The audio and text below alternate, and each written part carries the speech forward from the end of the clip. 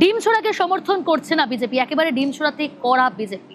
কিন্তু মালবাজারের একটা ছবি দেখাবো আপনাদের, সেখানে তৃণমূল পঞ্চায়েত প্রধানকে ডিম, কি কারণে ডিম ছোড়া হলো, কি অভিযোগ তৃণমূল পঞ্চায়েত প্রধানের বিরুদ্ধে জানবো। তবে যে ছবি আপনারা দেখছেন মালবাজারের ছবি, রকি রয়েছে আমার সঙ্গে। রকি, ঠিক কি অভিযোগ?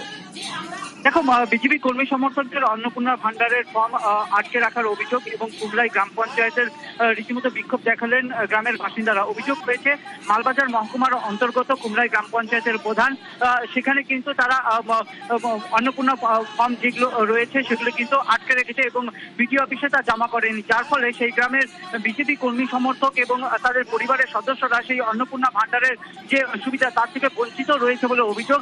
এই দিন গ্রামের বাসিন্দারা রীতিমতো গ্রাম পঞ্চায়েত অফিসে যান এবং প্রধানকে জিজ্ঞেস করতে থাকেন কি কারণে এই কাজ করেছেন। তারা দেখেন রীতিমতো অফিসের মধ্যে গাদি গাদি ফর্ম জমা রয়েছে এবং এরপরে কিন্তু রীতিমতো ক্ষিপ্ত হয়ে ওঠে গ্রামের বাসিন্দারা এবং তারা রীতিমতো ডিম ছুড়ে বলে অভিযোগ রয়েছে।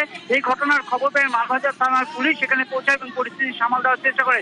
যদিও সাফাই দিয়েছেন প্রধান যে তিনি এই কাজ করেননি, বিডিও অফিসের তরফ থেকে আধিকারিকরাই এই কাজ সামাল দিচ্ছিলেন, এর সাথে তিনি কোনোভাবেই যুক্ত নয়। যদিও গ্রামবাসীর অভিযোগ যে এই ধরনের কাজ দীর্ঘদিন ধরে করে আসছেন এই প্রধান এবং পঞ্চায়েতরা, যার ফলে সমস্যায় পড়তে হয় এই এলাকার গ্রামের বাসিন্দা এবং বিজেপি কর্মী সমর্থকের পরিবারদের। প্রিয়াঙ্কা, বেশ,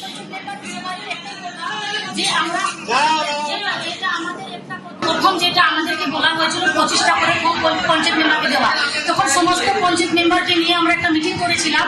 সেখানে আমাদের এলাকাতে যদি 600 মহিলা আছে তাহলে সবার জন্য যদি আমাদের ফর্ম দেওয়া হয় তাহলে আমরা পঞ্চায়েত প্রধান মেম্বার আমরা দায়িত্ব নিব।